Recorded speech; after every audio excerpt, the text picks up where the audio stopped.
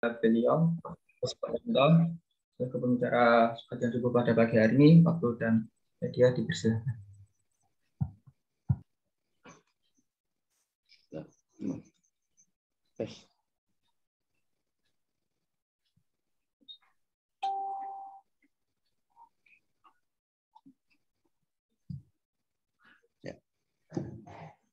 Bismillahirrahmanirrahim. Assalamualaikum warahmatullahi wabarakatuh. Alhamdulillahirabbil alamin wassalatu wassalamu ala asyrofil anbiya wal mursalin nabiyina Muhammadin wa ala alihi wa sahbihi ajmain amma ba'd. Alhamdulillah jamaah Jumiyah Masjid Manarul Ilmi dan juga para santri Trend Science Tugu Ijo Sragen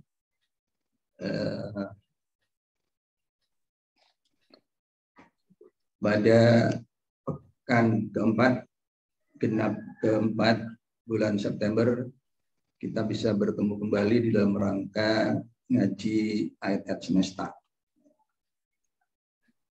Nah, pada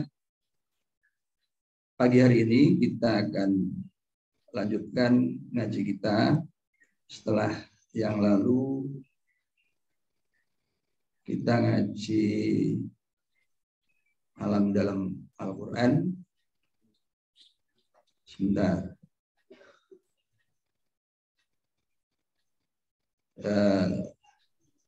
Tolong diinikan dulu hostnya ini. Saya mau menampilkan PPT, tolong panitia. Ya.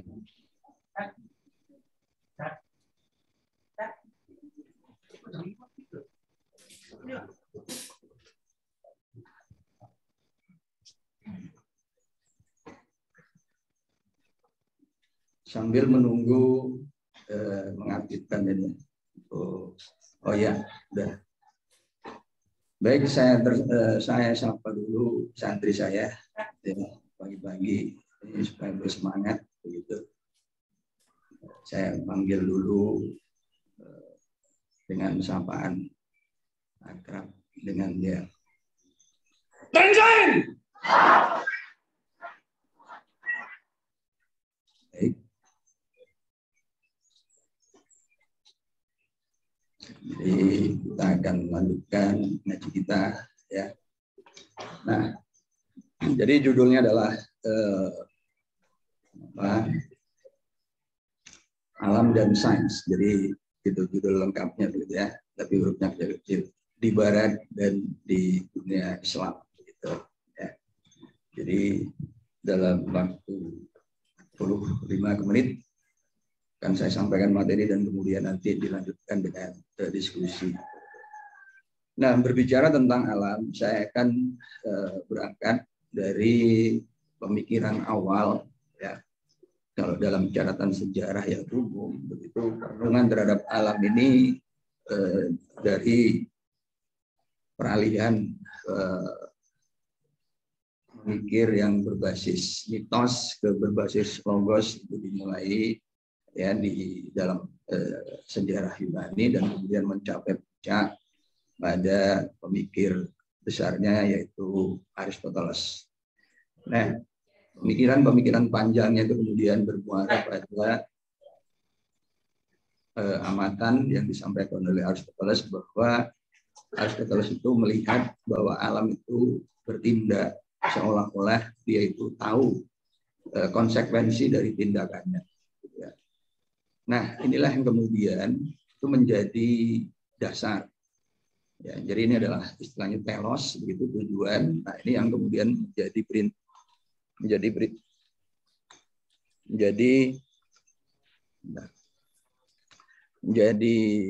sebentar. Supaya santrinya dengar. Nanti kalau enggak santri sananya enggak dengar ya.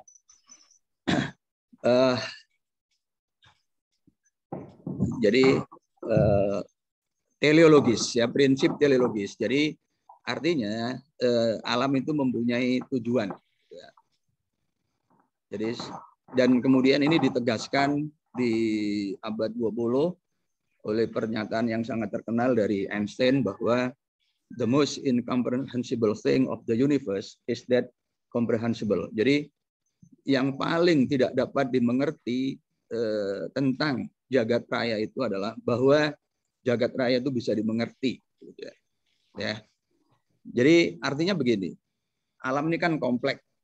Karena kompleks mestinya tidak ada kaitan satu dengan yang lain, sehingga acak begitu ya. Tetapi nyatanya alam ini bisa dipahami. Alam ini mempunyai keteraturan. Begitu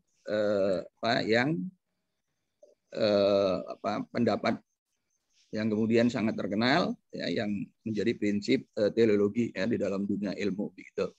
Nah, kemudian Yunani itu pudar ya. Lalu lahirlah Islam di abad berapa ya? Abad ke-6 ya. Nah, dengan sentuhan Al-Qur'an ini kemudian Arab dengan tradisi jahiliyahnya ya. Arab yang hidup nomaden pindah dari satu tempat ke tempat yang lain dan mengubur bayi wanita hidup-hidup begitu. Jadi sangat malu kalau mempunyai bayi wanita. Ini kemudian berubah ya. Jadi dengan sentuhan Al-Qur'an itu berubah menjadi bangsa yang memimpin peradaban, memandu ilmu pengetahuan. Jadi lahirlah dari rahim Islam ini ya, ilmu-ilmu yang sebelumnya itu belum muncul di dalam tradisi Yunani ya. Jadi Yunani itu masih menggunakan metode silogistik itu, tapi di dalam rahim Islam itu kemudian muncullah pengamatan, observasi ya ini. Nah, ayat yang cukup terkenal yaitu ayat ke-27, 28 dan 29 surah Fatir ya. Ini yang memberi pemahaman atau pengertian umum tentang ulama ya. Jadi al-ulam innama yasallaha min ibadihil ulama. Sesungguhnya yang takut kepada Allah itu adalah orang-orang yang berilmu begitu. Nah, siapa orang-orang berilmu itu? Di dalam ayat ke-29-nya itu dirinci ya, adalah mereka yang membaca kitabullah. Ya, jadi ini membaca kitabullah dan kemudian mendirikan sholat. Jadi ini adalah sekelompok orang yang memahami hukum-hukum dan sekaligus mengamalkan ya, hukum agama itu. Dilanjutkan kemudian wa anfaqu mimma razaqnahum sirwalaniyah. Jadi ini adalah relasi sosial ya. Itu di ayat ke-28-nya. Maaf, ayat 29-nya. Sedangkan di ayat 27-nya ini dikaitkan dengan turunnya air ya dari langit dan kemudian menumbuhkan tanaman yang menghasilkan buah yang berwarna-warni ya, buah yang berwarna-warni dan juga kemudian ada gunung yang juga berwarna-warni ya. Kita tahu gunung warna-warni itu sekarang ini ada di 2 tempat ya, satu di Cina dan satu di Peru. Peru itu di mana? Amerika Latin ya. Jadi begitu. Nah, jadi itu pemahaman ulama itu dikaitkan dengan fenomena alam. Dan memang dalam catatan sejarah kemudian lahir ya. Jadi kita coba lihat sekilas. Ini data yang cukup menarik ya. Jadi yang pertama adalah Ibnu Hayyan ya, itu tokoh yang kita kenal dalam bidang kimia begitu, dan kemudian Al-Khwarizmi ya, dan Al-Jahiz. Nah, tiga-tiganya ini adalah sosok ilmuwan. Jadi yang sebelah kiri yang putih itu menggambarkan ilmuwan ya, ilmuwan seperti yang kita pahami saat ini. Nah, itu mendahului Al-Kindi. Nyuwun sewu Pak, screen-nya belum berpindah Pak.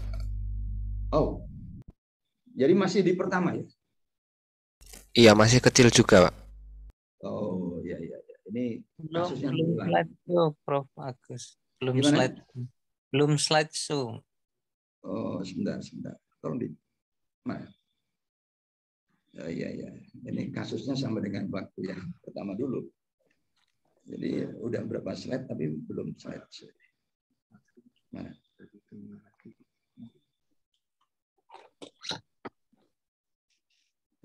Waktu share screen mungkin dipilih yang yang paling kiri.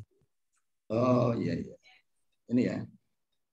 Ini share sound dan juga Share Windows pokoknya, share Windows gitu. kiri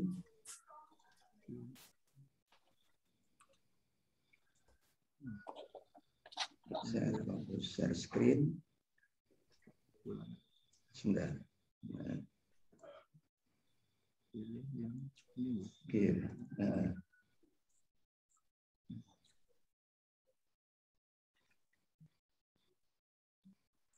Mana?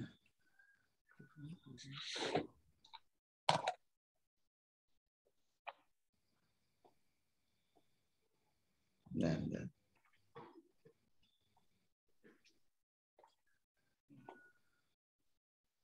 Sebentar ya, saya cek dulu. Udah pindah belum? Belum ya? Udah, cuma belum full screen-nya. Oh, screen-nya belum full. Sebentar.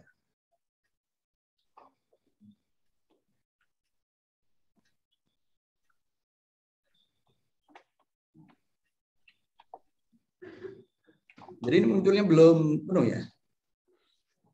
Tereng. Belum slideshow. Yang diklik yang kiri, Prof. Yang kirinya. Antar ke Pak Sujud, Pak.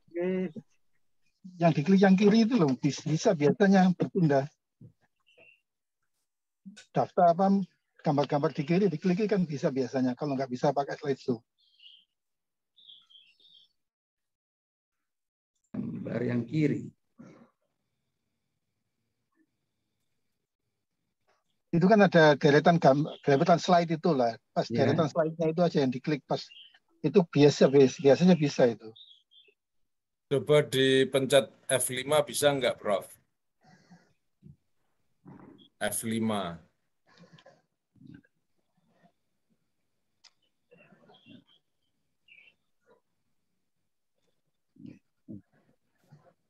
Coba Mas, F5 coba dipencet.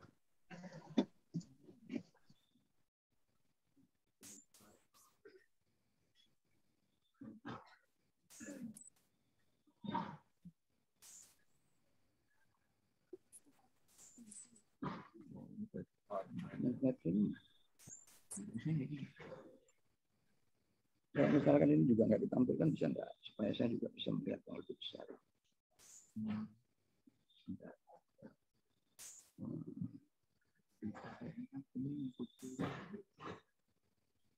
Ya ini kasusnya juga.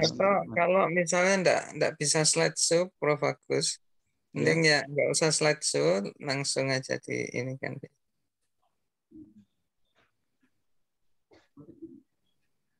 Ya, sebentar. Ya. Ini kan sebelah kiri. Iya. Mana? Iya, coba. Kalau ini semua. Oh iya.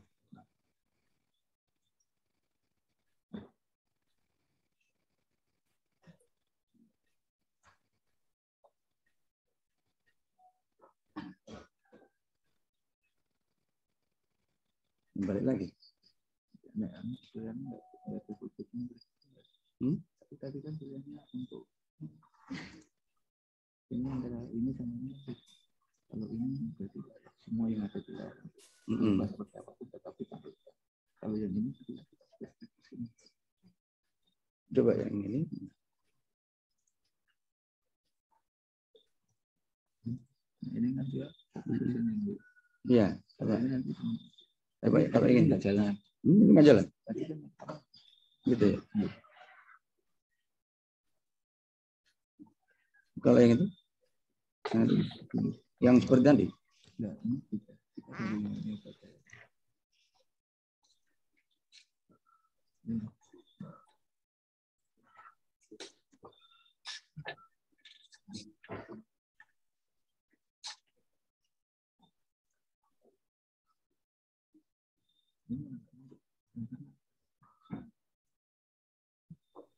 Kalau itu tampil jadi repot. Saya nggak bisa tampil yang sana.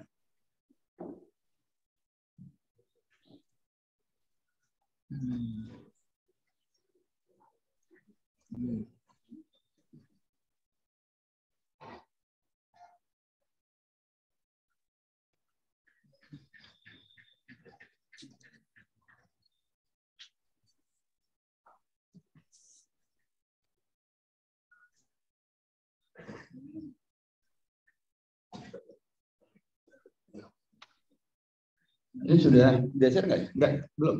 Belum juga. Halo? Kan sudah, belum. Tapi masih di slide nomor 2. Ini sebentar. Masih di slide nomor 2. Nggih, alam Aristoteles. Oh, masih Aristoteles ya? Belum pindah ke nomor 3 ini. Dereng. Oh, ya oke, sebentar ya. Ya, ini sudah slide nomor 3. Tapi ini slide nomor 4. Belum pindah juga ya? Dereng. tetap nomor 2 itu.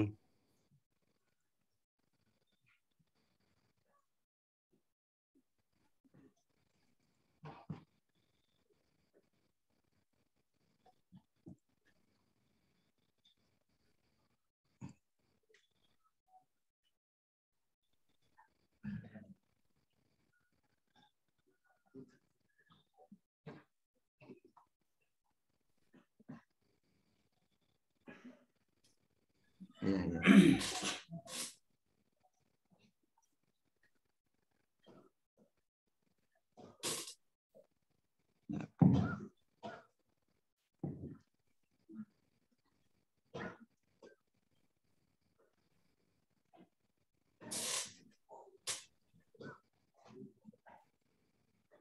This slide, share screen. Ada share slide.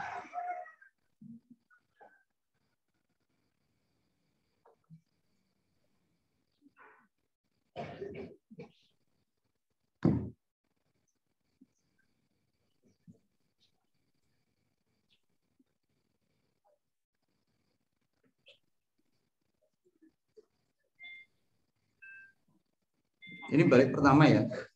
Iya, tapi pan ini balik pertama. Ini pindah kedua enggak? Iya, pindah. Sudah. Sampun. Penuh ya? No. Terus penuh. Ya, penuh. Baik, kita lanjutkan. Jadi ini slide yang sarjana muslim ya? Iya. Saya mau tes dulu. Oke. Iya, sampun. Ya, jadi maaf, jadi ya, maaf. Ya, jadi saya lanjutkan.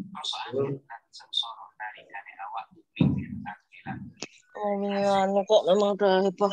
Jadi kalau kita lihat dari data ini, ya, yang sebelah kanan Al-Kindi itu dicatat sebagai tokoh filsuf, ya, filsuf yang pertama kali menerjemahkan karya-karya Yunani ke dalam bahasa Arab, gitu. Nah, tapi ternyata kita lihat jauh sebelum itu kita sudah mempunyai 3 ilmuwan, ya, 3 ilmuwan. Jadi pemikiran yang non filosofis begitu. Nah, itu terus berlangsung hingga kemudian di era Ar-Zarqali, ya. Nah, baru kemudian di situ ada Al-Ghazali, ya, yang menulis kitab yang nanti akan kita singgung, dan ini kemudian juga Ibnu Rus, ya, sekitar 50 tahun kemudian. Jadi, nah ini ketika Islam muncul, ya, Eropa itu masih gelap begitu, ya. Nah, tapi sekarang begitu kita mendengar atau kita mengkaji Al-Quran, maka yang kita kaji di sekitar masalah-masalah amal, kemudian akhlak, ya, kedoliman, dan hal-hal gaib, ya, iblis, gitu, dan kemudian azab dan seterusnya. Ya. Nah, jadi inilah istilah-istilah yang ada di benak kita, di persepsi kita, begitu kita mengkaji agama, mengkaji Al-Quran. Jadi tidak ada kata sains dan teknologi di dalamnya. Jadi dengan kata lain, seolah-olah sains dan teknologi itu bukan bagian dari Islam. Nah, singkat cerita, hubungan kita ketika kita berbicara agama, bicara Tuhan itu, masalah kita reduksi menjadi persoalan fikih dan tasawuf, begitu ya. Nah, fikih itu sendiri adalah representasi dari sistem pengetahuan bayani, sedangkan tasawuf itu representasi dari pengetahuan irfani. Nah, di dalam sejarah Islam, ya, kita pernah sebenarnya telah tumbuh dan berkembang 3 sistem pengetahuan. Yang pertama adalah bayani, kemudian burhani, dan irfani. Nah, ya, bayani itu yang pengetahuan yang tumbuh di antara di kalangan para fuqaha, mutakalimin, sedangkan burhani ini di para filsuf dan ilmuwan. Nah, irfani itu di kalangan para sufi, ya. Nah, bayani itu adalah pengetahuan yang bersumber pada nas, dan berprinsip bahwa 2 prinsip utama yang dipakai, yaitu mabda'ul tajwiz, ya, jadi prinsip serba mungkin, dan juga prinsip diskontinuitas. Ya, ini yang nanti akan saya singgung. Gitu. Nah, sedangkan pengetahuan burhani, ya, itu bertumpu pada akal, pada alam, fenomena alam yang memperlihatkan keteraturan, dan itu kemudian diterima sebagai prinsip kausalitas, ya, sebab akibat. Dan kalau kita merujuk pada sejarah, lagi-lagi akan kembali kepada Aristoteles. Nah, sedangkan irfani itu adalah pengetahuan al-ilmu al-huduri, jadi pengetahuan yang berdasarkan pada kehadiran Sang Pencipta. Jadi ini prinsip dari yang dianut oleh ilmu pengetahuan, sistem pengetahuan irfani, gitu ya. Nah, prinsip bayani ini tadi, ya, itu secara sederhana itu pengetahuan yang menolak sebab akibat, ya, gitu. Jadi di dalam kitab Tahaffudzul Falasifah di bab 17 khususnya, ya, Al-Ghazali itu menulis, ya, bahwa hubungan tentang 2 hal yang biasa kita sebut dengan sebab alamiah yang kemudian menghasilkan akibat itu laisa darurian. Jadi indana. Jadi bagi Al-Ghazali dan kaum mutakalimin, 2 fenomena, ya, yang selama ini dianggap sebagai sebab akibat itu bukanlah sebab akibat, ya, itu. Tapi itu 2 kejadian yang berlangsung bersamaan, 2 kejadian yang memang dua-duanya diciptakan oleh Allah. Laisa hadza dzaka wala dzaka hadza. Jadi ini bukan itu dan itu bukan ini. Artinya rangkaian suatu peristiwa ini diuraikan lebih lanjut, ya. Jadi ditetapkannya suatu eksistensi, keberadaan suatu itu bukanlah meniscayakan keberadaan yang lain, dan sebaliknya ketiadaan sesuatu juga tidak meniscayakan ketiadaan yang lain. Gitu. Nah, kemudian disebutkan contoh, ya. Jadi ini contoh-contohnya kan sebenarnya contoh-contoh yang bersifat alamiah. Jadi misalkan, ya, hilangnya rasa dahaga, arroy, gitu ya, itu nggak ada hubungannya dengan asyur. Jadi bahwa kita itu minum. Jadi minum itu tidak menghapuskan dahaga, ya. Jadi orang yang minum dan orang yang kemudian hilang rasa dahaganya itu adalah 2 hal yang berbeda. Jadi bukan hal yang merupakan rentetan yang sifatnya pasti dan wajib, begitu, ya. Demikian juga dengan kenyang, itu bukan muncul karena seseorang itu makan. Jadi kenyang dan makan itu peristiwa yang sebenarnya bersamaan, tapi tidak ada kaitannya, begitu. Ya. Kemudian yang lain ya, terbakarnya sesuatu, kapas misalkan ya, itu bukan terjadi karena pertemuannya dengan api. Jadi nggak ada hubungannya api dengan terbakarnya kapas. Dan kemudian terang, ya terang yang seperti sekarang mulai kita rasakan, itu tidak terkait dengan munculnya matahari. Ya, itu. Dan matinya seseorang itu tidak ada hubungannya dengan terpenggalnya leher. Jadi itu, dan juga sembuhnya seseorang itu tidak terkait dengan seseorang itu telah minum obat. Nah, ini disebutkan seperti itu oleh Al-Ghazali. Jadi sebenarnya Allah bisa menciptakan ya orang kehilangan rasa hausnya tanpa minum. Bahkan kemudian bisa menciptakan orang itu hidup terus ya meskipun kepalanya dipenggal.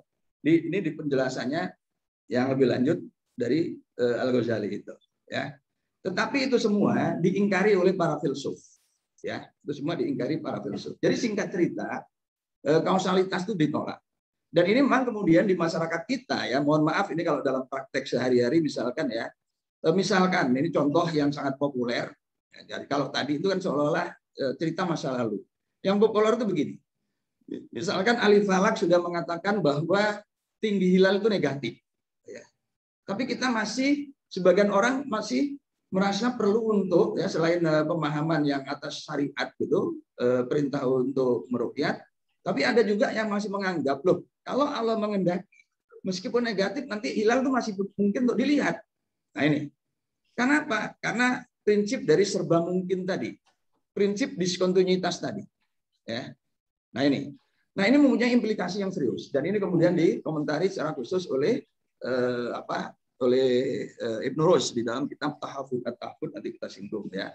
Nah, kemudian ini ilmunya para sufi ya yang menyebutkan bahwa ya jadi di sini fa'lam annaka khayalun. Jadi ketahuilah bahwa kalian kita semua ini khayal. Jadi kita semua itu tidak ada gitu ya. Yang ada itu hanya Allah. Kita semua alam ini hanya bayang-bayang. Seperti kalau kita melihat bayangan suatu objek ya. Kita melihat seolah-olah bayangan itu ada, tapi kalau mau kita pegang, kita apa nggak ada bayangan. Jadi ilustrasinya seperti itu. Nah, ilmu bayani, ya pengetahuan bayani dan irfani ini tadi, kalau kita kemudian menghadapi satu ayat yang seperti ini, ya, nah ini falam taqtuluhum walakinnallaha qatalahum wa ma ramaita id ramaita walakinnallaha rama. Jadi di ayat ini kan makna harfiahnya. Jadi ketika mereka mereka membunuh, jadi ini bercerita tentang perang di masa Nabi gitu, kemudian membunuh musuh. Sebenarnya bukan umat Islam yang membunuh, tapi Allah. Bahkan ketika mereka melempar, bukan mereka yang melempar, tapi Allah. Nah, ini meneguhkan ya bahwa manusia itu tidak berdaya. Maka oleh para penganut bayani, inilah peristiwa yang meneguhkan bahwa sebab akibat itu tidak ada. Gitu ya. Nah ini, jadi semua itu adalah tindakan dari Allah. Nah ayat yang sama oleh kaum irfani, oleh para sufi itu dimaknai secara berbeda.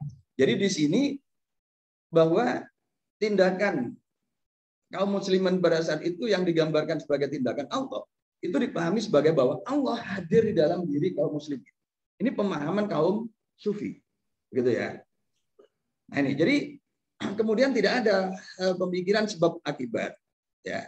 Itu menurut mereka. Nah pertanyaannya, apakah benar itu tidak ada kausalitas, gitu ya?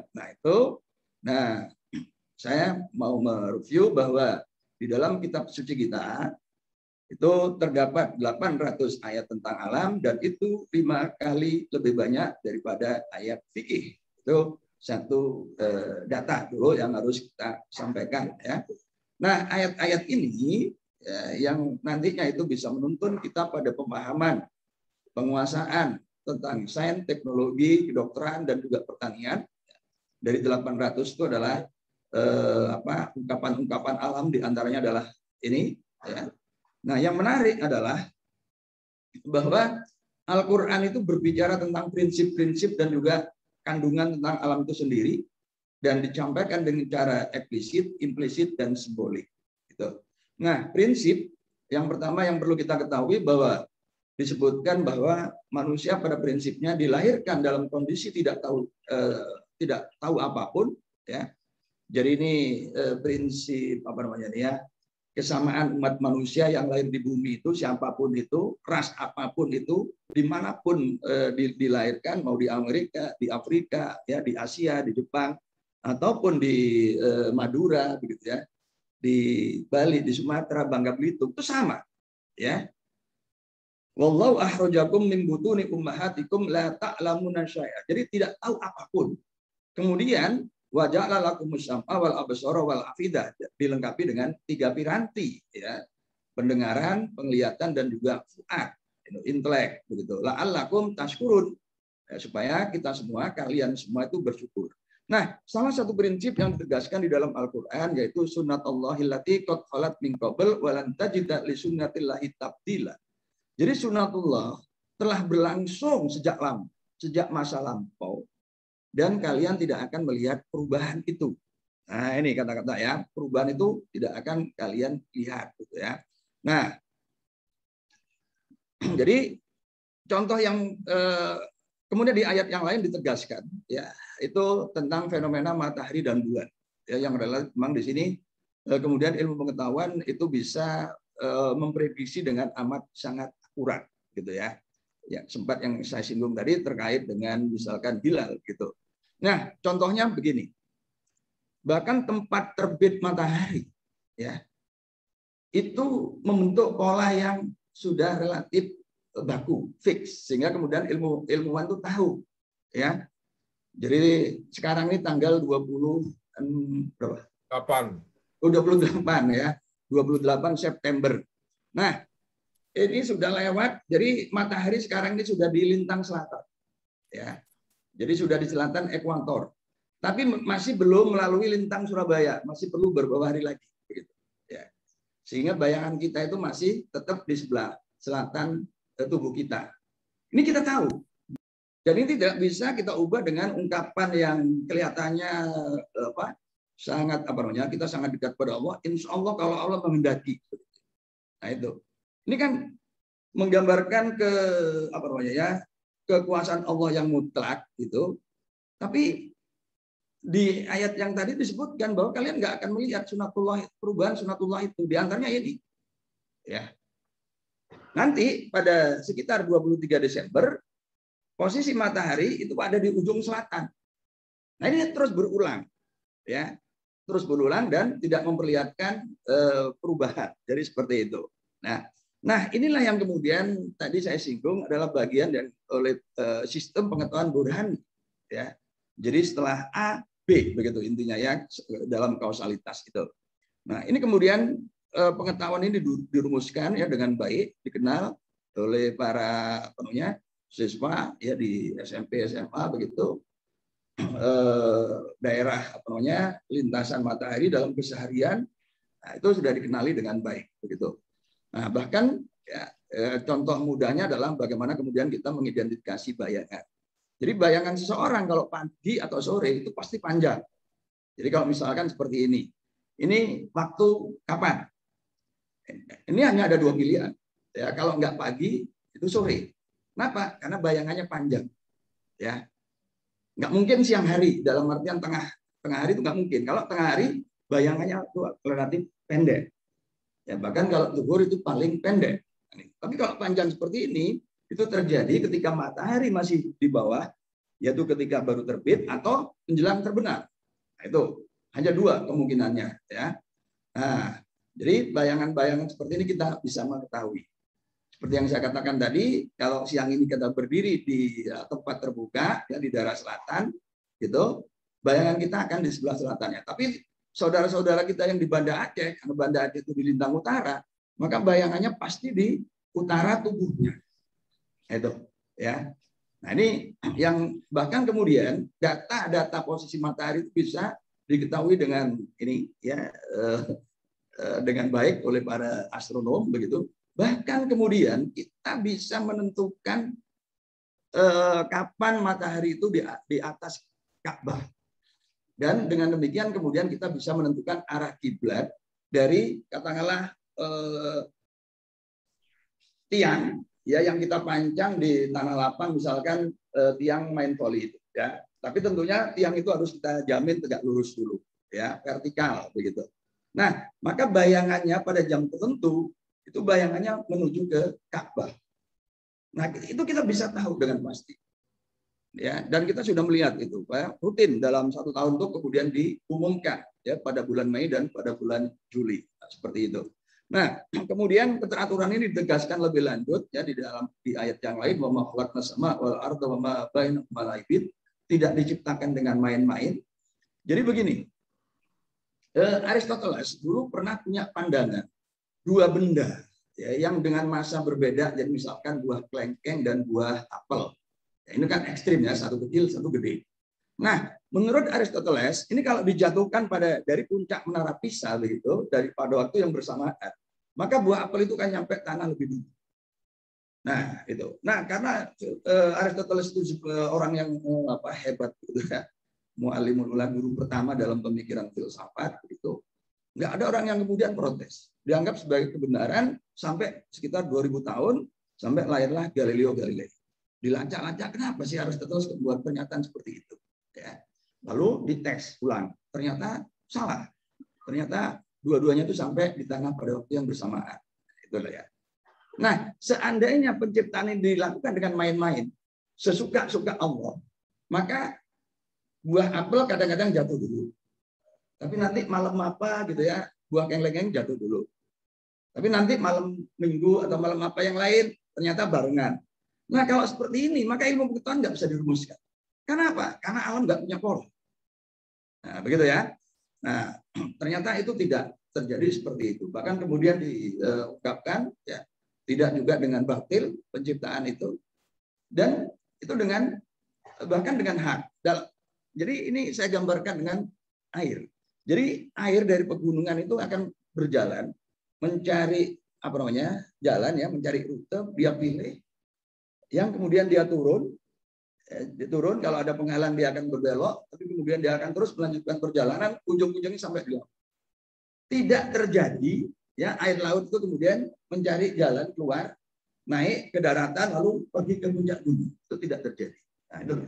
Nah, inilah yang kemudian dirumuskan sebagai seolah peristiwa yang menggambarkan sebab akibat.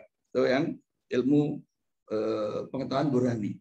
Bahkan lebih lanjut, pengetahuan kita tentang perilaku alam itu bisa diketahui dengan sangat akurat. Ya, contohnya di dalam fisika dasar, ya, dikatakan bahwa kalau kita tahu posisi dan kecepatan suatu objek pada waktu tertentu, maka kemudian kita bisa mengetahui di mana dia dan dalam kecepatan berapa setelah waktu berikutnya. Ya, misalkan 1 menit berikutnya, 1 jam berikutnya, itu bisa diketahui dengan baik. Ya, itu. Nah, bahkan pengetahuan ini ya karena sifat yang seperti itu, maka kemudian orang bisa berlatih. Ya. Yang atlet basket berlatih, ya, melempar bola sehingga kemudian masuk ke keranjang. Pemain sepak bola juga begitu. Berlatih menembak bola, menendang bola dari jarak sekian sampai kemudian tiba di sudut gawang kiri atas misalkan. Itu berlatih. Ya, itu berlatih. Nah ini, ya. Jadi yang dia tidak perlu belajar matematika.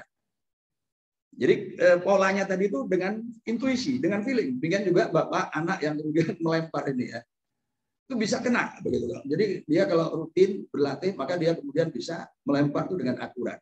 Sama kalau kita ngaji yang lalu itu ya, contoh yang santri ada yang gemuk siapa itu? Push up yang 4 kali udah gini belum ya.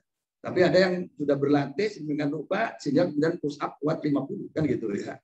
Jadi kalau berlatih ternyata kemudian kita bisa ya ini seperti pelempar ini itu bisa melempar dengan akurat. Jadi ini kan menangkal apa yang tadi di ayat yang seolah-olah bahwa ketika kamu melempar, tapi bukan kamulah yang melempar, melainkan Allah. Nah, ini kalau saya memahami, ini adalah kasus yang sifatnya eksepsional, pengecualian. Gitu. Nah, ini sifatnya pengecualian, itu nggak bisa diulang. Sedangkan yang umum, ya, jadi seperti api yang tidak membakar Nabiullah Ibrahim, itu adalah pengecualian. Tapi sifat dasar dari api itu adalah membakar. Apalagi kalau kemudian kita merujuk pada ayat ya naru bardan wa salaman ala Ibrahim. Jadi di sini sebenarnya Allah memerintah supaya api itu menjadi dingin dan menyelamatkan Nabi Ibrahim yang pada waktu itu mau sudah ditumbuki api dan kemudian api mau dinyalakan. Nah, sifat dasar dari api itu membakar. Karena sifatnya sifat dasar yang seperti ini kemudian Allah memerintahkan supaya api itu tidak membakar Nabi Ibrahim. Ya. Dan ini tidak bisa diulang. Jadi kalau kalian kemudian ya saya mau jadi Nabi Ibrahim, tolong saya dikasih damen ya, atau pohon tebu, daun tebu gitu ya. Wes. Ya. Lalu diumumkan syuting gitu ya supaya viral. Lalu suruh bakar. Siapa yang berani? Enggak ada yang berani. Itu. Karena sifat dasar dari api itu membakar, begitu ya. Nah itu. Jadi dan salah satu sifat dari sains itu memang sains itu bisa direproduksi. Jadi eksperimen-eksperimen yang dilakukan oleh orang-orang di Amerika itu bisa dilakukan ulang oleh orang-orang di Sragen, ya. Dan sebaliknya itu. Nah itu diamati oleh akal. Ya, dan Al-Quran memberi tempat yang khusus di dalam Al-Quran ada 49 kata akal, semua muncul dalam bentuk kata kerja. Ya, tidak ada yang kata benda isim. Yang menariknya lagi bahwa dari 49 kata akal itu 40 hanya satu yang fi'il madi, kata kerja lampau. Jadi berpikir sebagai sejarah itu hanya 2%.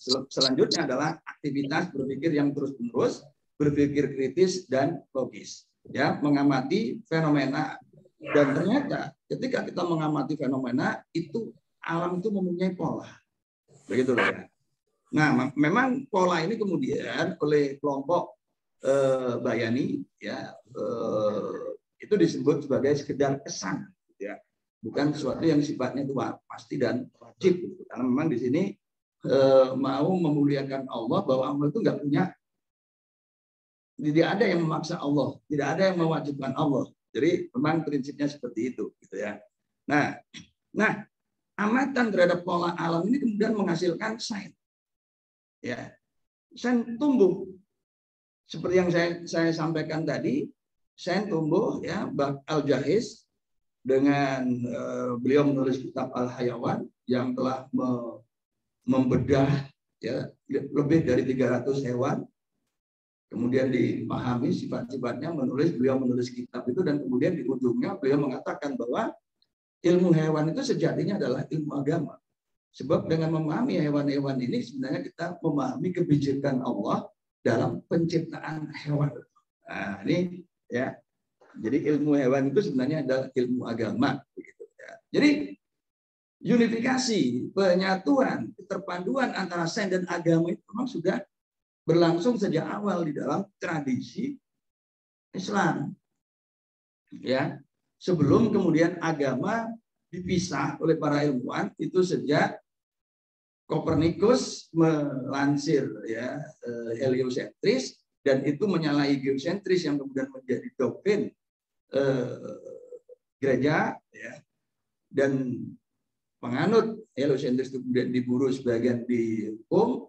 Maka kemudian timbullah perlawanan dari ilmuwan untuk tidak melibatkan agama dalam konstruksi teori-teori dalam ilmu pengetahuan. Ya, jadi itulah sebenarnya awal sekularisasi, dan sayangnya kemudian umat Islam juga ikut-ikutan. Padahal sejak awal ya ilmuwan-ilmuwan Muslim itu sudah menjadikan Al-Quran itu bagian dari pengembangan ilmu pengetahuannya. Jadi banyak di kalangan ilmuwan itu yang memang bahkan sejak usia 7 tahun sudah hafal Quran, gitu loh ya. Nah, jadi seperti itu, sehingga kemudian diam-diam ayat-ayat ketika merumuskan suatu konsep itu sudah mengalir, ya, pemahaman dari ayat-ayat itu sudah mengalir, begitu. Nah, kemudian lahirlah ya kalau sekarang itu ilmu-ilmu dasar, ya. Sedangkan ilmu-ilmu cabangnya dari malam sudah disampaikan ke kelas 12 dan itu kemudian menjadi departemen-departemen ya seperti di ITS, di ITB dan lain-lain. Banyak sekali departemennya ya. Saya yakin banyak dari kalian banyak yang belum tahu. Dan mudah-mudahan dengan informasi tadi malam kalian bisa membedakan ya bahwa ilmu itu departemen itu bukan hanya katakanlah elektro, mesin, sipil ya, arsitek, tapi banyak lagi. Ada geomatika ya. Tentu kalian kaget geomatika. Padahal sudah ada geofisika, ada geografi, ada geologi, ada geodesi. Jadi geonya sendiri ada berapa? Kan gitu. Ya. Nah ini, jadi banyak sekali begitu ya. Nah, jadi ilmu pengetahuan berkembang sedemikian rupa. Jadi saya potong saja kemajuannya sampai pada sekarang ini ya kita disatukan oleh teknologi informasi ya IT. Dunia ini seolah rata, kejadian di satu tempat langsung bisa kita ketahui secara bersamaan, hampir bersamaan begitu. Ya. Kemudian muncul pekerjaan-pekerjaan yang kelihatannya baru, kemudian pekerjaan lama hilang begitu ya. Nah, kita bisa berkomunikasi melalui WhatsApp dengan cukup masif ya. Kita punya channel YouTube, kajian-kajian kita bisa direkam dan kemudian ditayangkan ulang dan ditonton secara terbuka itu. Ya, kemudian kita punya Instagram. Nah, pagi ini kita ngaji melalui jalur Zoom, gitu ya. Makanya kemudian jamaahnya tadi adalah jamaah Zoomiyah. Ya, jadi ngaji kita. Jadi ini sebenarnya adalah ngaji yang diselenggarakan oleh Masjid Manarul Ilmi ITS. Ya, jadwal saya itu Selasa kedua dan keempat. Tapi karena fasilitas Zoom, jadi ngaji ini tetap berlangsung tanpa saya harus hadir di ITS. Ya. Karena itu kemudian saya hadir di Trensen itu ya untuk memperlihatkan bahwa kalian itu benar-benar ada begitu ya. Jadi kalian harus sadar itu ya. Jadi begitu ya. Oke, supaya kalian benar-benar ada, saya tes keberadaan kalian ya. Saya tes sekali lagi keberadaan kalian. Trensen. Ya, jadi itu yelnya santri Trensen. Mohon maaf ya. Pak Masuri dan bapak-bapak di ITS. Ya. Nah, jadi kita pun sekarang sering mendengar bahwa kita berada di era industri 4.0 ya. Gitu.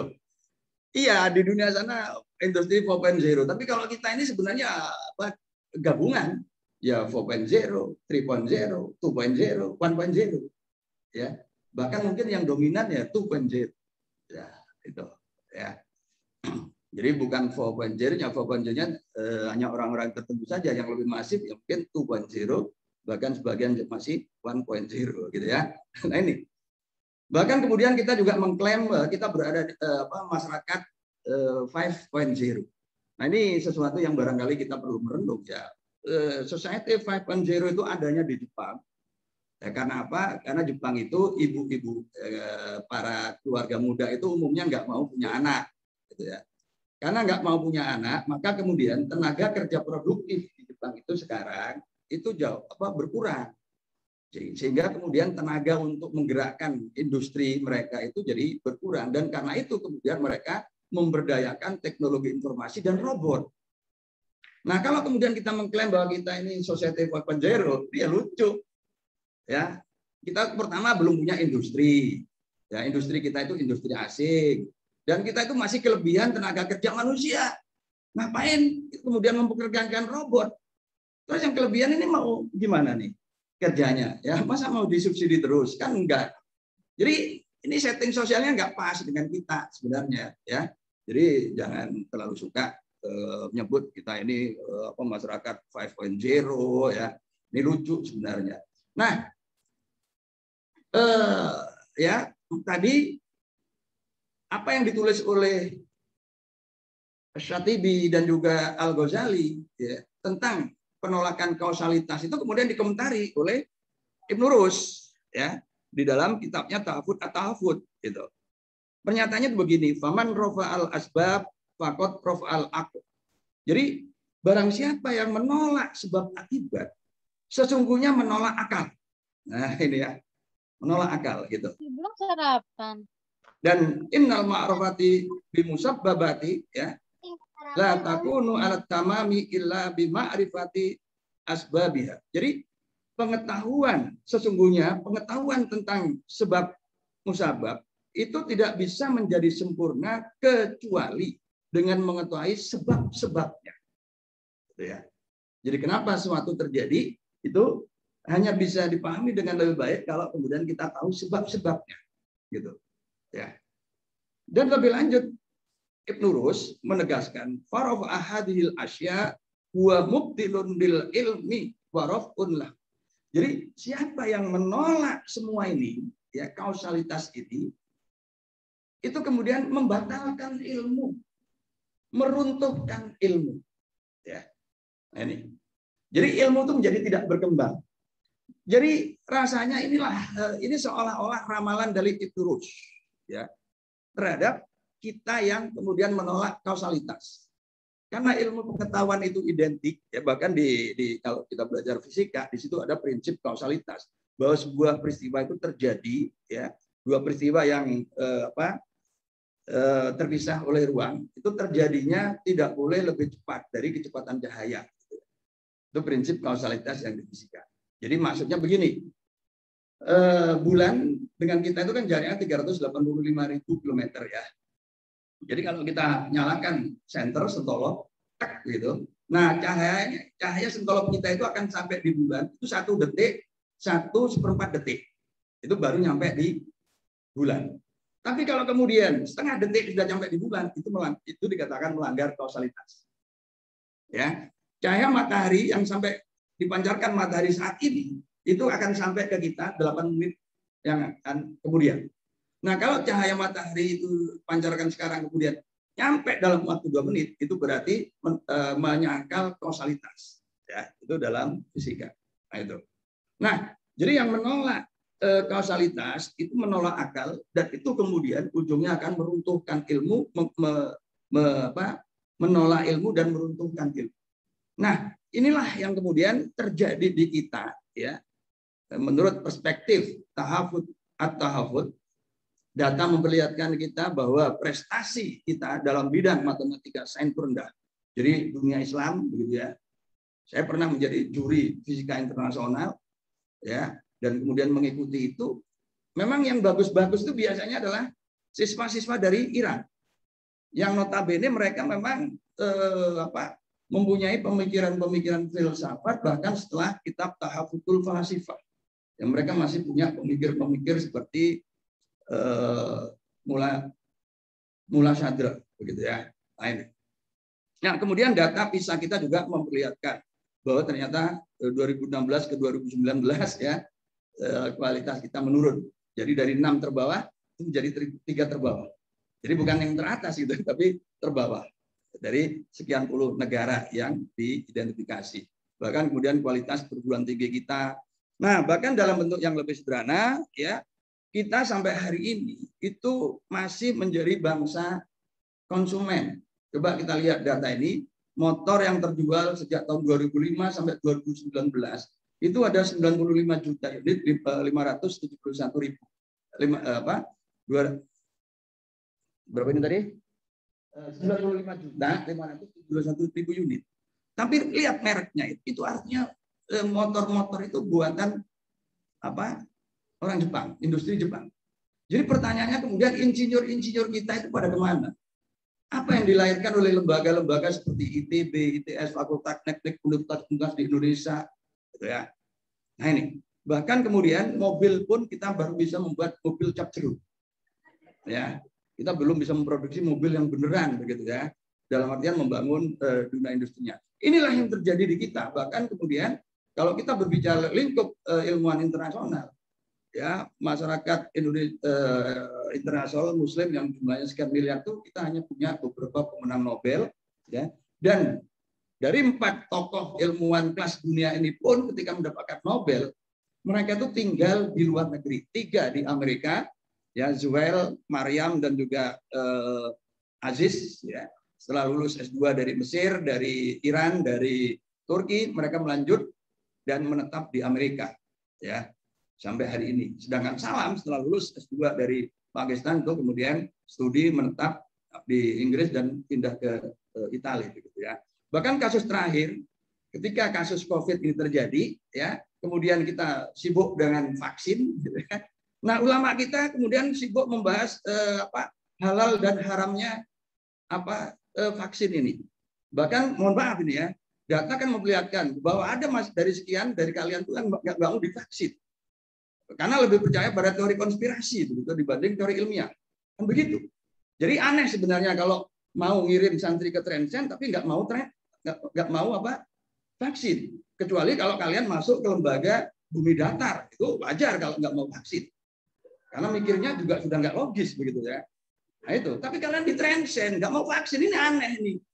Nah gitu loh ya. Oke lah ya, itu memang persoalan agama, persoalan fikih. Tapi pertanyaan yang tidak kalah menariknya adalah kapan sih umat ini tidak berbicara halal dan haram, tapi umat ini kemudian berbicara tentang membuat vaksinnya itu sendiri. Itu kan produktif. Nah, maka ya karena Islam itu agama yang sempurna, bahkan ayat-ayat tentang alamnya diceritakan cukup lengkap di dalam Al-Qur'an, ada 800 ayat. Maka untuk mengembalikan kesempurnaan Islam itu ke depan, kita harus mengkaji ayat-ayat yang ada, ayat-ayat alam yang ada di dalam Al-Qur'an, dan juga mengkaji alamnya itu sendiri. Ya, tidak lagi mereduksi Islam itu hanya menjadi persoalan fikih dan tasawuf, tapi menjadi persoalan pengembangan iptek, ya, saintek, gitu, dan juga medis dan pertanian seperti itu. Ya. Nah, tentu ini tidak cukup kalau kemudian ini diceramahkan, harus dilembagakan. Itulah kemudian lahirlah Transcend, ya, Transcend Sragen dan juga Transcend Jombang itu. Nah, jadi yang selama ini kita fokus pada pengetahuan bayani dan irfani, fikih dan tasawuf, ya, AB terhadap persoalan alam, ya, pengetahuan burhani, sementara kitab suci kita memperlihatkan bahwa ada 800 ayat hukum, 5 kali lebih banyak dari ayat fikih, maka tidak patut itu kemudian kita abaikan. Pola-pola alam juga tidak patut kita abaikan. Sementara kemudian pada saat yang sama, agama kita Islam ini adalah rahmatan lil alamin. Mindsetnya itu harus memberi, harus produsen, bukan konsumen, bukan user. Ya. Bahkan pengertian ulama itu sendiri di dalam kitab suci Al-Quran itu adalah mereka yang memahami hukum agama, hukum sosial, dan juga hukum serta fenomena alam. Nah, sebagai penutup, ya, seperti yang saya katakan tadi, materi seperti ini nggak cukup disampaikan dalam ceramah, tapi harus dilembagakan, harus dirancang generasi muda, ya, yang kemudian intens bergerak dalam wilayah burhani, ya. Kemudian kami bangun Transcend, pesantren Sain. Insya Allah ini adalah pesantren genre baru, pesantren ketiga, ya, setelah pesantren salaf dan pesantren modern yang direpresentasikan oleh Gontor.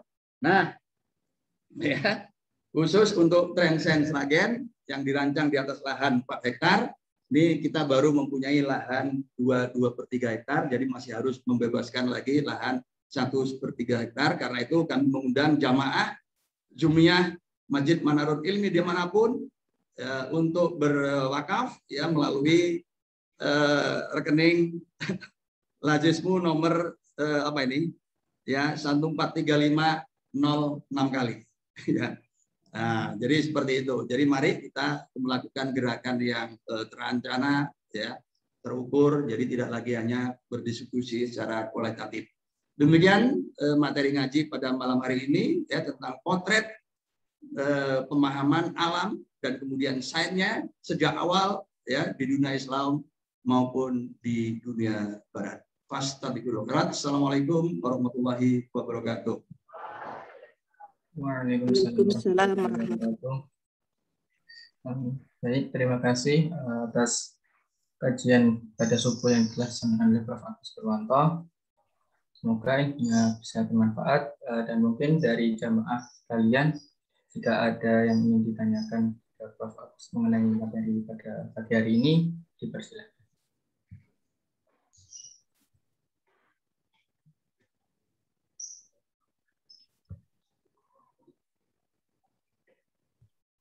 Silakan.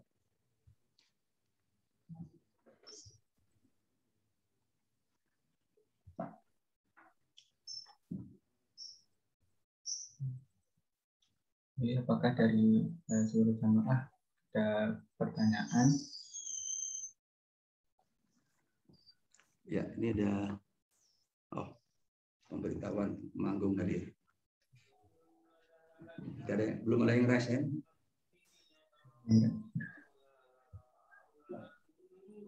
Waalaikumsalam, Pak Bagus. Waalaikumsalam, wabarakatuh. Saya tetangga sebelah rumah. Jadi menarik tadi yang disampaikan ayat semesta ini memang selalu menarik. Mungkin barokah di manfaat ya. Terus, ini yang saya tanyakan ini keterpurukan umat Islam dalam teknologi ini kan terjadinya itu sejak kapan ya? Dalam saintek ya. Kemudian kira-kira penyebabnya apa? Dan kira-kira kalau kita mau bangkit lagi itu harus bagaimana gitu? Kira-kira seperti itulah. Ya. Baik. Jadi ini Pak Roni itu tetangga sebelah rumah. Jadi rumahnya ya udah dempet-dempetan. Tapi ketemunya ya via Zoom gini, ini meskipun bertetangga ya. Jadi via Zoom itu mendekatkan yang jauh dan mengaburkan yang dekat. Jadi malah nggak ketemu ini. Jadi ketemunya di Zoom ini. Jadi ya, bukan makin merekatkan itu enggak, ternyata mengaburkan ya. Begitu Pak Roni. Ya Pak Roni, saya sendiri itu juga keluar kota terus. Enggak Pak Roni, saya keluar kota kalau ya pas begini aja. Pondok ini kan 2 pekan sekali. Nah, jadi begini, memang itu pertanyaan yang juga lama menggelatu saya ya tentang keterpurukan itu. Banyak versi ya, versi yang sebenarnya kalau kita berbicara sebab itu mesti secara umum kan ada 2, sebab eksternal dan sebab internal gitu ya. Sebab-sebab eksternal diantaranya adalah serangan Genghis Khan itu, dan kemudian pembakaran terhadap naskah-naskah dari ulama-ulama terdahulu gitu ya. Itu. Jadi itu salah satu versi gitu ya.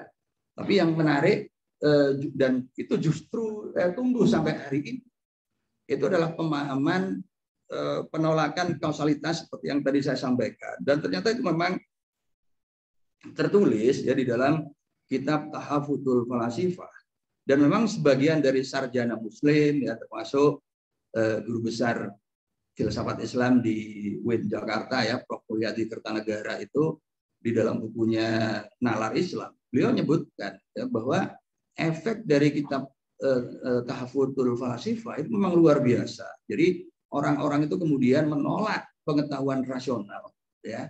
Semua pengetahuan rasional, jadi filsafat dan juga sains, matematika, biologi, fisika, kimia, itu yang rasional. Itu cukup efektif. Ya, itu seperti ditulis oleh Prof. Mulyadi Kertanegara dari UIN Jakarta itu. Nah, jadi kalau kita baca kitab Al-Ghazali itu memang seperti itu. Dan ternyata kemudian ini seperti sudah diprediksi oleh Iturus, seperti yang saya kutip tadi, man rofa'al asbab ya fakot rofa'al akil, begitu. Jadi siapa yang menolak kausalitas itu menolak akal, dan ujungnya kemudian menolak ya, membatalkan dan menolak ilmu. Nah itu. Nah, contoh yang paling sederhana di masyarakat kita ya, kenapa sekarang itu berbondong-bondong orang belajar tentang di pondok ya, di pondok, di madrasah, bahkan mohon maaf ini kalau di pesantren-pesantren yang sekarang jadi mainstream ini kan menghafal Quran ya, menghafal Quran gitu ya. Bahkan mohon maaf ini, jadi ini nanti juga untuk koreksi di kita ya, supaya ada evaluasi. Pengetahuan bahasa Arabnya juga masih kurang mendapatkan penekanan katakanlah dibanding yang hafalan itu ya. Padahal hafalan itu ya pertama kalau kita merujuk pada ilmuwan yang lalu, ya, itu kan kemudian menjadi dasar seperti Ibnu Sina dan lain-lain, itu kan kemudian menjadi dasar beliau-beliau mereka itu mengembangkan ilmu pengetahuan, gitu, ya. Nah, jadi seperti itu. Jadi jangan kemudian kenapa Ustadz di Trensen kok nggak ada hafalan Quran? Anda boleh menghafal Quran kalau kalian memastikan bahwa nilai matematik, fisika, kimia bertahan 9. Tapi kalau kemudian runtuh, tunda dulu hafal Quran. Tunda setelah lulus.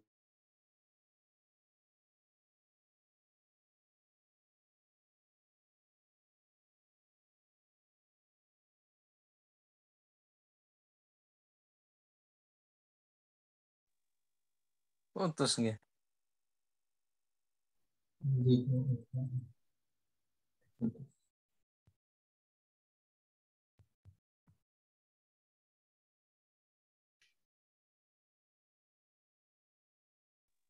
Koneksinya mungkin ya.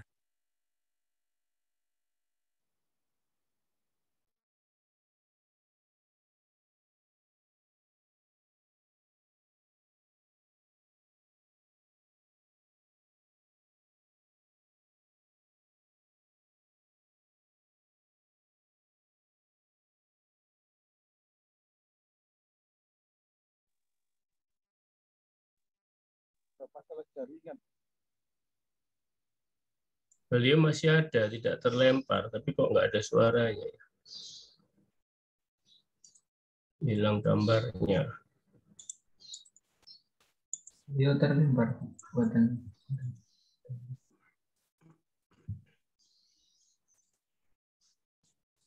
Ini jaringan beliau.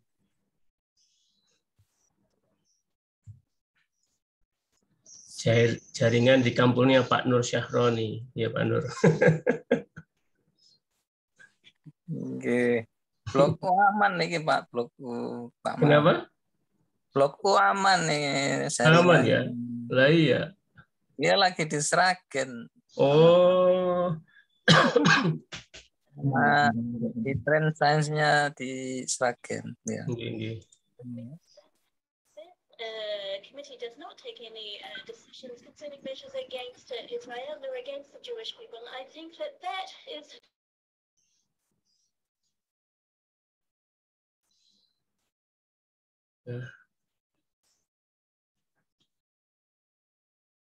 mungkin di Mas Dwi di kontak HP-nya mungkin.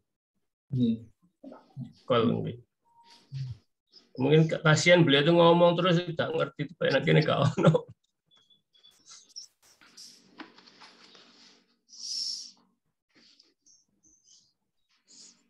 Assalamualaikum. Kalau minta nomor handphonenya Ustadz gimana? Bisa, Pak? Saya tentukan ya.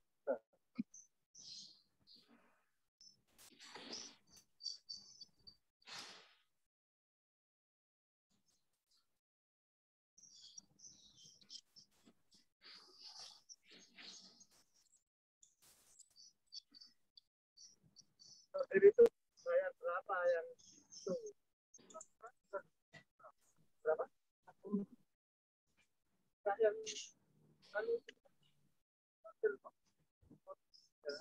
tergoreng itu.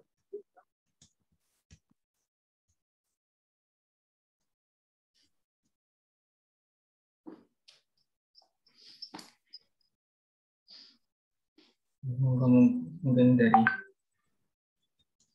jamaah yang bertanya mungkin tulis di kolom chat. Maaf, saya mau konfirmasi aja. Apakah ini Ustadz Agus ini yang membuat buku ini ya? Ayat Semesta? Iya, iya. Oh, alhamdulillah. Jazakallah infonya.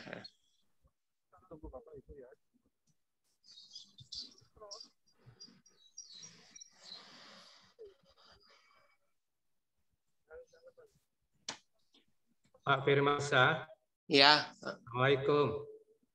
Waalaikumsalam warahmatullahi wabarakatuh. Monggo nomor HP-nya Prof Agus ada di chat panjenengan, bisa dilihat dan dicatat. Aturun. Nggih, saya catat ini. Oh, di chat. Iya. Oke, matur nuwun.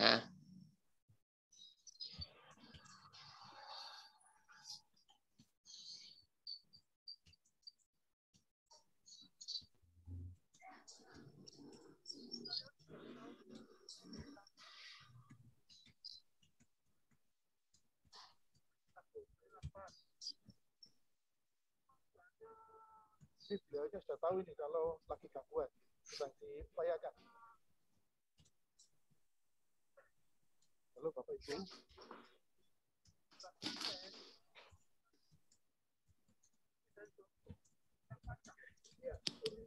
Halo.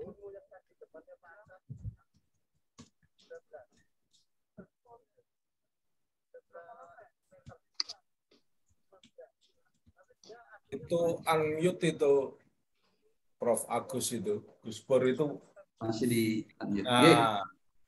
Jadi begitu. Jadi secara umum kalau kita bicara sebab, ada sebab eksternal dan internal. Dari sisi internalnya saya lebih condong menyorot. Jadi kitab Al-Ghazali Tahfatul Falasifah itu kan membahas 20 persoalan yang pernah disampaikan oleh para filsuf, dan 3 persoalannya itu kan kemudian pada penyesatan dan pada pengakhiran gitu. Dan itu yang kemudian cukup efektif membuat umat itu menjauhi ilmu rasional seperti filsafat dan juga seperti fisika, matematik dan lain-lain. Ya, dan kemudian itulah kemudian mendapat sorotan secara khusus dari Ibn Rus ya, yang hidup beberapa waktu kemudian setelah Al-Ghazali itu ya, dituliskan di dalam kitabnya Tahafud at-Tahafud, kerancuan di atas kerancuan, seperti itu. Jadi begitu Pak Roni ya. Mohon maaf ini tadi terputus. Buku ayat-ayat semesta pun ada, jadi kalau mau bisa kontak saya gitu. Nalar ayat-ayat semesta juga ada, ya. Gitu. Jadi silakan. Ya. Yang ini ya Ustaz ya? Ya, ayat semesta yang itu. Kemudian satunya lagi nalar ayat-ayat semesta. Oh iya. Ya, lanjutannya. Ustaz ini bisa tanya Ustaz? Ya, monggo. Nah, ini jujur aja saya tertarik dengan ini apa? Kisah fishing shop yang di Jepang itu. Oh iya. Iya, itu luar biasa. Jadi untuk meraih sasaran ikan itu kayaknya khusus, umpannya juga khusus. Nah, dalam kondisi Indonesia seperti ini, mungkin seperti apa Ustaz yang bisa terapkan untuk umat Islam ini agar Islam mencapai kejayaan lagi itu. Monggo Ustaz. Iya, jadi yang fishing shop dan jadi menarik ya suatu yang memang. Jadi begini, satu pertama saya itu menjelajah Jepang itu bukan karena seminar, tapi justru karena saya itu hobi mancing. Kebetulan profesor saya itu hobi mancing. Jadi saya keliling Jepang itu justru karena menemani profesor itu mancing. Kadang-kadang berangkat jam 3, jam 2 berangkat dari lab. Ya, lalu pulangnya sore. Kadang-kadang berangkat jam 7, nanti berangkatnya pagi, mancing ke laut, ke ini gitu kan, ke danau, ke sungai dan jadi saya jelajah itu. Nah dari situ kemudian saya berinteraksi dengan fishing shop. Nah termasuk video-videonya itu, video bagaimana orang Jepang itu merancang kail. Gitu ya. Jadi di fishing shop Jepang itu begini. Jadi yang kail itu ya itu sudah ada. Kalau misalkan di Indonesia itu ya, ini kailnya water, ini kailnya lele, ini kailnya nila, ini kailnya apa itu sudah ada semua. Ya. Dan ketika membuat itu ada videonya gitu. Jadi ikan ini karakternya gimana ya, itu akan tertarik pada pancing dan makanan pada umpannya itu seperti apa itu dibuat. Jadi itu yang kemudian ketika saya melihat itu saya membayangkan Nabi Sulaiman yang bisa berbicara dengan bisa memahami bahasa semut, ya, bahasa burung. Lalu saya begini, orang Jepang itu memahami bahasa ikan, seolah-olah seperti itu, gitu ya. Karena apa? Karena kemudian kail pun itu sudah dirancang sesuai dengan karakter ikan. Nah, kita kan belum sampai ke situ ya. Kenapa? Tradisi riset kita itu masih lemah, ya. Masih lemah. Ya ini kritik saja kan banyak itu kalau kita jadi profesor di kita begitu profesor kan seolah-olah sudah selesai risetnya. Lalu jadi pejabat gitu kan, pejabat administratif ngurus RT lah, ngurus Karang Taruna lah, ya, ngurus lomba 17-an lah kan begitu kan guru besar kita kan gitu. Ya. Nah, mungkin saya juga gitu kan. Ini ngurus pondok. Nah, kalau ngurus pondok kan saya menyiapkan generasi Ibnu Sina abad 21 beda ya. Begitu. Ini Mas siapa gitu ya? Mas Firman Syah. Iya. Gitu. Jadi dengan pondok ini saya merancang ke depan supaya ya ini kita persiapkan. Jadi orang jadi ilmuwan itu bukan karena by accident gitu, nggak punya apa lain dan jadi ilmuwan, nggak, harus terancang gitu loh ya. Jadi begitu. Jadi ini kita siapkan. Jadi alhamdulillah Transcend itu justru mewakili apa ya? Ada di 2 tempat dan itu merupakan simbol penyatuan 2 ormas terbesar. Satu di Jombang ya dengan Tebu Ireng. Tebu Ireng itu kita tahu itu jantungnya NU ya, Kiai Hadratus Syekh Hasyim Asy'ari pendiri NU ya. Nah, Transcend ada di situ. Nah, sekarang saya berada di Transcend Sragen, itu di Transcend Muhammadiyah Sragen. Jadi ini sudah menyatukan 2 ormas. Sudah tukaran lah, golek sing padha ngono ya.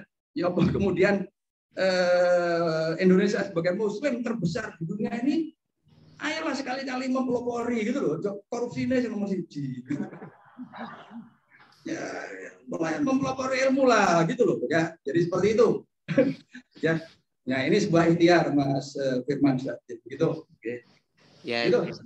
Jasa kawan punya. Nah, oh ya ada yang resen. Kalau boleh satu lagi. Nah, ya ini alhamdulillah saya kan diberi amanah untuk bersama teman-teman untuk mendirikan masjid di Bali, Masjid Pantai. Insya Allah kita ini akan konsepnya rahmatan lil alamin. Salah satunya kita ke depan mau membuat kebetulan saya dari ITB juga. Oh betul, alhamdulillah ya. Dan dulunya SD-nya Muhammad NU, SMA-nya Muhammadiyah.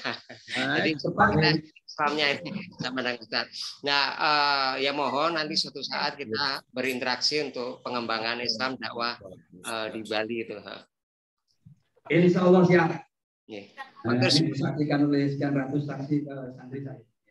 Oke, jadi mari kita nyari persamaan untuk kemajuan. Jadi jangan membesar-besarkan perbedaan. Gak pernah selesai. Oke. Baik, terima kasih. Monggo moderator. Ustaz. Nggih. Matur nuwun.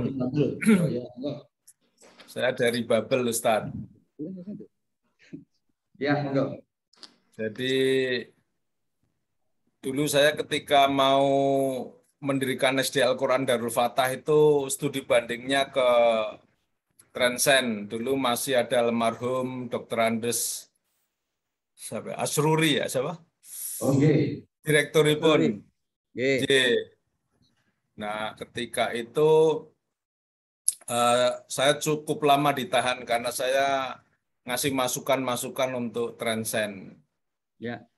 Salah satunya terkait pembayaran uang bulanan sama pembayaran uang masuk yang menurut kami ya orang menengah kurang pas, karena kan kita harus memakmurkan ustadz-ustadzahnya di situ, juga operasionalnya. Waktu itu saya masih masukan. Itu saya memang yang pernah disinggung Gus Pur itu saya itu.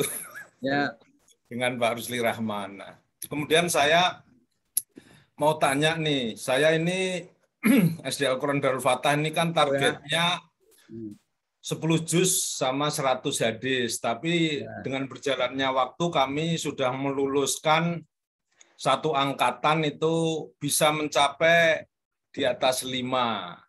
Ada yang 10, ada yang 20, tapi rata-rata ya di atas 5 lulusan. Cuma yang jadi kendala, cita-cita kami pengen ada SD Al-Quran yang kayak Transcend untuk kelas SD itu belum bisa, berat sekali. Nah itu kira-kira gimana Prof untuk sainsnya kelas SD itu dimulai dengan robotik, lab apa atau apa matur nuwun. Ya, terima kasih. Nah, ini jadi ini para santri saya beritahu ya. Jadi ini usulan dari Bangka Belitung. Dulu beliau pernah tangan-tangan ke sini, lalu beliau itu tidak terima. Sekolah api kok ini kok bayarnya murah, gitu loh ya. Iya. Tahu itu, telat-telat bayarnya harus murah tuh.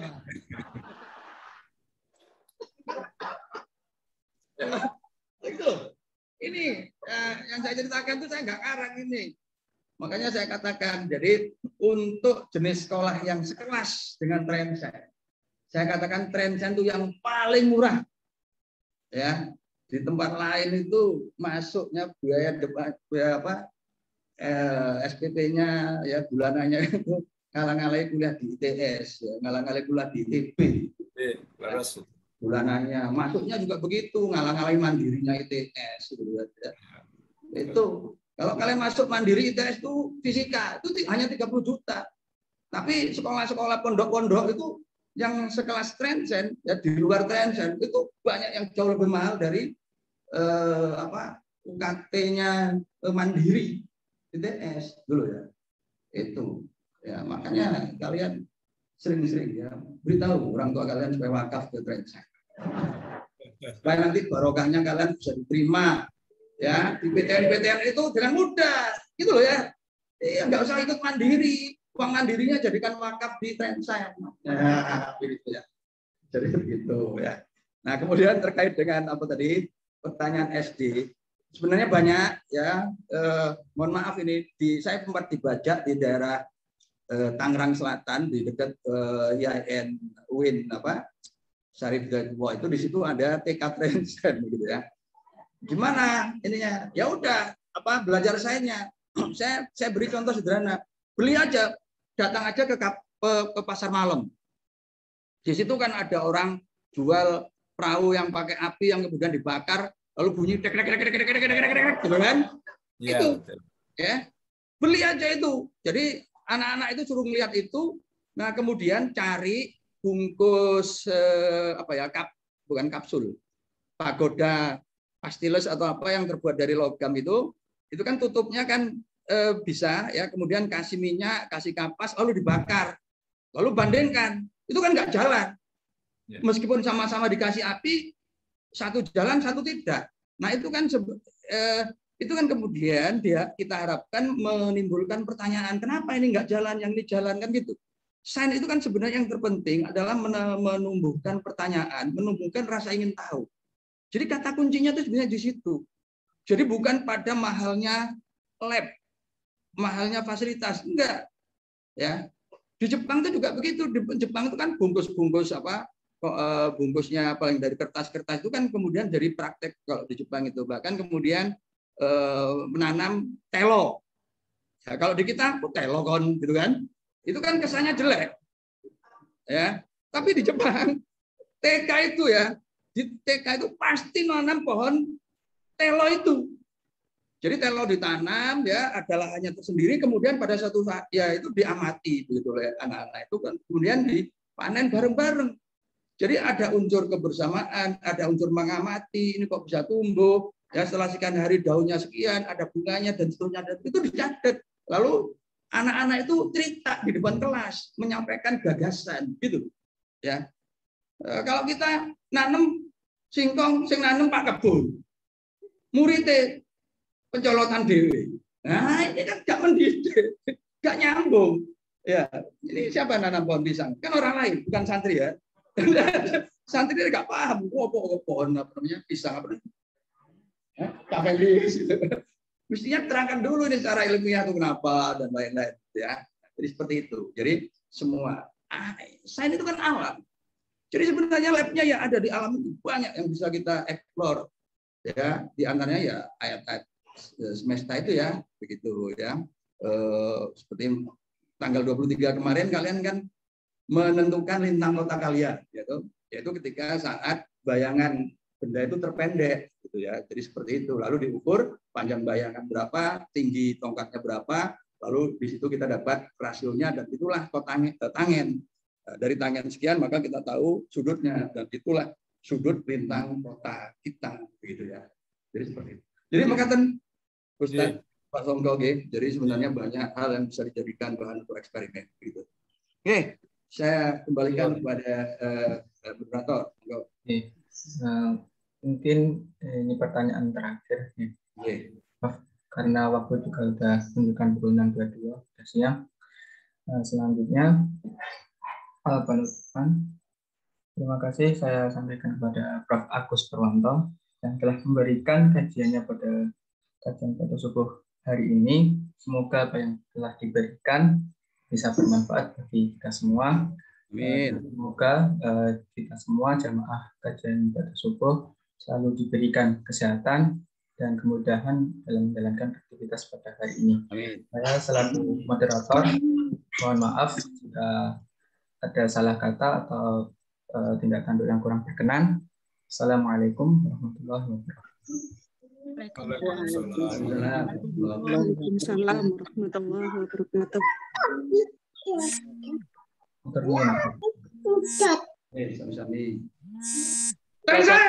Prof. Prof.